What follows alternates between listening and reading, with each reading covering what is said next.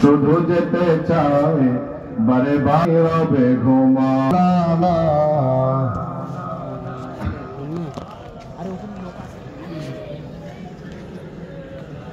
মাওলানা এ জীবনে যত সুখ দুঃখ কান্না তোমায় ঘিরে যত হাসি খুশি বেদনা এ জীবনে যত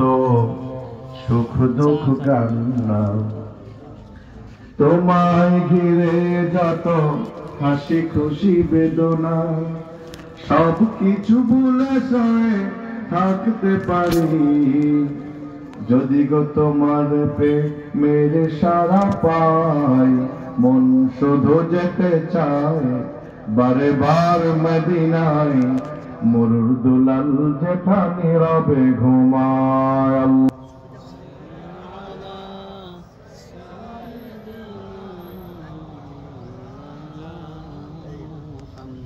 وعلى آل سيدنا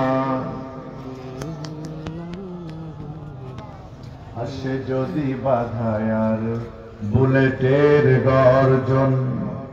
তোমার জন্য করি শাহাদাত অর্জন কথা ঠিক নয় জোরে বলুন না কথা ঠিক নয় ও বাংলার মুসলমান যে আল্লাহর হাবিবকে আল্লাহ রাব্বুল আলামিন পাঠিয়ে ডাক দিলেন ইয়া আইয়ুহার রাসূল বল্লিগ মা উনজিলা ইলাইকা মিন রাব্বিক ও আমার হাবিব ও আমার বন্ধু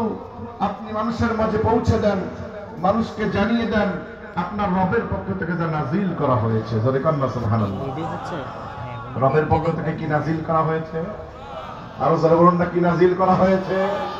আমার আল্লাহ বলে হাবিব আল আ'রাবু আশাদ্দু কুফরা ওয়া নিফাকা আপনাকে আমি এমন একটা সময় লসিত পাপে নিমজ্জিত জাহেলিয়াতের অন্ধকারাচ্ছন্ন একটা বর্বরচিত সমাজে আমি আল্লাহ আপনাকে পাঠালাম তবে নবী গো আমি আল্লাহ আপনাকে পাঠিয়েছি একা নয় সাথে দিয়ে দিলাম কোরআন জোরে কান্না সুবহানাল্লাহ আপনি যখন মানুষকে ডাকবেন আপনি কোরআন দিয়ে ডাকবেন রাসূলের কাছে যখন কোরআন নাযিল হওয়া শুরু হলো আমার রাসূল কোরআনকে মুখস্থ করার জন্য তাড়াহুড়া করতে লাগলেন আমার আল্লাহ ডাকলেন হাবিব লা তুহাররিক বিহি লিসানাকা লিতাজালা বিহি ইন্না আলাইনা জামআহু ওয়া কুরআনা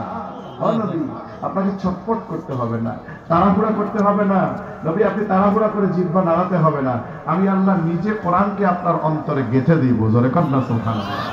আলা কলবিকা লিতাকুনা মিনাল মুনজিরিন বিলিসানিন আরাবিয়্যিন মুবিন জোরে কান্না সুবহানাল্লাহ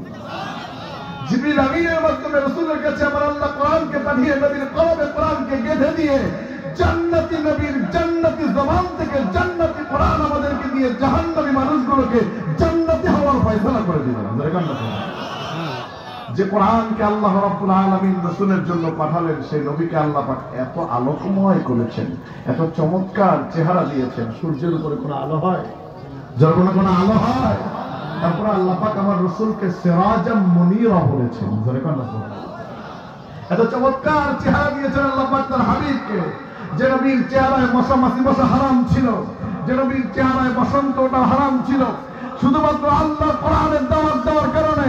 শুধুমাত্র কোরআনের হক কথাগুলো বলার কারণে আপনার আমার নবী বিশ্বনবী রাহমাতুল লিল আলামিন তায়েফের ময়দানে রক্ত দিয়েছেন উহুদের ময়দানে দমদাম শহীদ করেছেন সে কোরআনের রাতকে যদি বাংলার জমিনে কায়েম করতে গিয়ে শাহজালালের জমিনে শাহপুরানের জমিনে বাংলার যুবকদের বুকে তাজা রক্ত দেওয়া প্রয়োজন হয় কারা প্রস্তুত তুমি হাত তুলে আমার আল্লাহকে দেখা নারায়ে তাকবীর লিল্লাহু তাকবীর আল্লাহু আকবার আসে যদি বাধায়ার বুলেটের গর্জন তোমার জন্য করি শাহাদাত অর্জন লড়তে পারি আমি পাহাড় সমান যদি কাছে ডেকে নাও গো আমায় মন শুধু যেতে চায়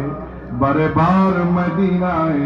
মরুর দুলাল যেখানে রবে ঘুমায় আল্লাহ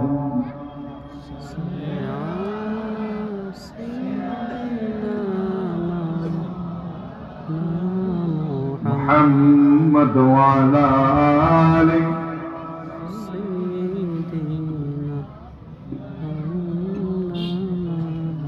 আলহামদুলিল্লাহ। জনাব হযরত মাওলানা শাইখ রশিদুল ইসলাম সাহেব হাফিজাহুল্লাহ ক্বাব্বালাল্লাহু সাওতাহু লিল কুরআনিল আযীম, পড়ছি আল্লাহুম্মা আমিন।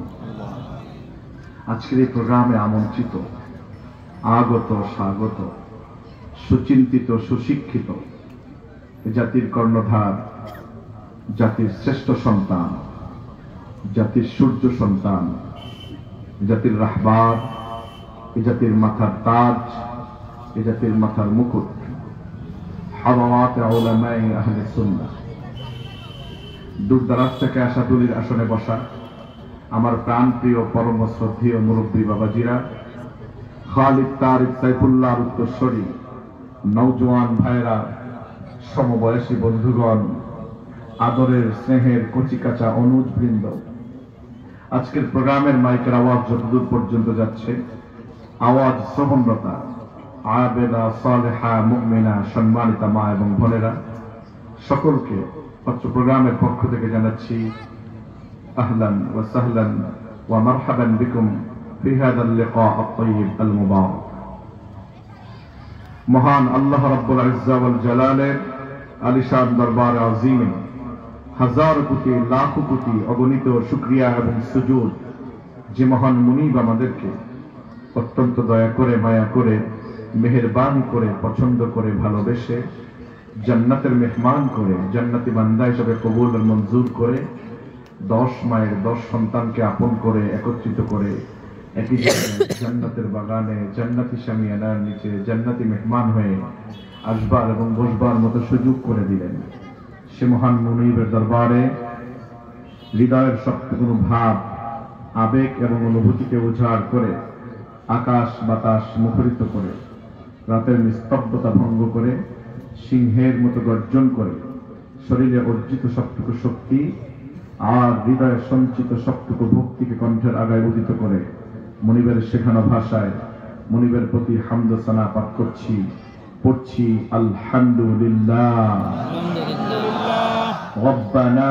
লাকাল হামদ হামদান কাসীরান طيبا مباركا فيه يا ربي لك الحمد كما ينبغي لجلال وجهك وعظيم سلطانك। লক্ষ কোটি দরুদ আর সালাম বিশ্ব মানবতার কান্ডারি, বিশ্ব মানবতার মহান মুক্তির দিশারি, লাঞ্ছিত মানবতার নবী, বঞ্চিত মানবতার নবী, নির্যাতিত মানবতার নবী, নবিকুল সম্রাট, এ বিশ্ব সভার সভাপতি, আফতাবে নবুওয়াত, শাহনশাহে রিসালাত, সৈয়দুল মখলুকাত, ফখরে মওজুদাত,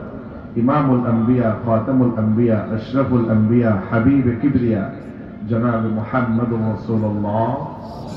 সাল্লাল্লাহু তাআলা আলাইহি ওয়াসাল্লাম। শুহাদা ইকরামের রূহের মাগফিরাত কামনা করছি। আল্লাহর কোরআনের রাজকে আল্লাহর জমিনে কায়েম করার লক্ষ্যে অত্যন্ত প্রহরীর মতো যারা লড়েছেন, প্রাণপণ চেষ্টা করেছেন, অবশেষে নিজেদের বুকের তাজা রক্ত জমিনে ঢেলে জমিনকে পবিত্র করে শুয়ে আছেন বুকে নিয়ে। আল্লাহ পাক প্রত্যেকটি শহীদকে শাহাদাতের উচ্চ মাকাম দান করুন। 1952 সনে মাতৃভাষার জন্য যারা জীবন দিলেন, ঈমান ও ইসলামকে বুকে নিয়ে যে সকল ভাষা শহীদগণ কবরে চলে গেলেন, আল্লাহ পাক তাদেরকেও শহীদ হিসাবে কবুল আর মঞ্জুর করুন। 1971 সনে দেশ মাতৃকার স্বাধীনতার সংগ্রামে মহান মুক্তিযুদ্ধে অংশগ্রহণ করে প্রিয় দেশকে যারা স্বাধীন করে গেলেন, মুক্ত করে গেলেন, আজাদ করে গেলেন,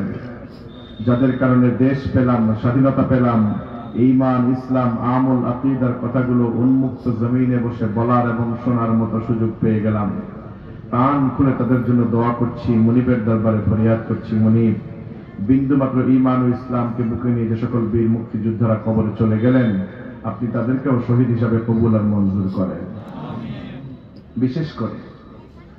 2024 সনের 1 জুলাই থেকে শুরু করে নিয়ে 5 আগস্ট পর্যন্ত জাতির এই ক্লান্তিকালীন সময়ে জাতিকে উদ্ধারের লক্ষ্যে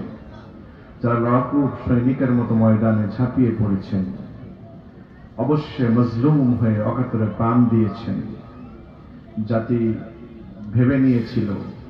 যে আল্লাহ ছাড়া আমাদেরকে সাহায্য করার আর কোন রাস্তা নাই। কথা কয় না? কথা কি ঠিক নয়? জাতির উপরে এমন কালো অন্ধকার ছেয়ে বসেছিল, জাতি ভেবেছিল এখান থেকে সূর্য উদিত হতে হলে 41-এর আগে বিকল্প কোন রাস্তা নেই। কথা কি ঠিক নয়?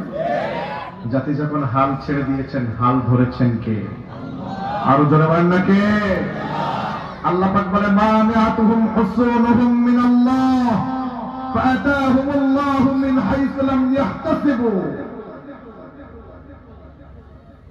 জাতি যখন হাল ছেড়ে দিয়েছে তখন আল্লাহ পাক নিজে দায়িত্বটা হাতে নিলেন। দুইটা দল হয়ে গেল। কয়টা দল? কয় দল? একটা দল তারা আন্দোলনের পক্ষে, আরেকটা দল আন্দোলনের বিপক্ষে। কথা কি বুঝতে পারছেন? টোটাল কয় দল? আল্লাহ রাসূল যখন মদিনায় হিজরত করলেন, মদিনার সনদে যখন রাষ্ট্র চালাচ্ছিলেন, তখন বনু নযীর গোত্র ষড়যন্ত্র করে আল্লাহ রাসূলকে হত্যা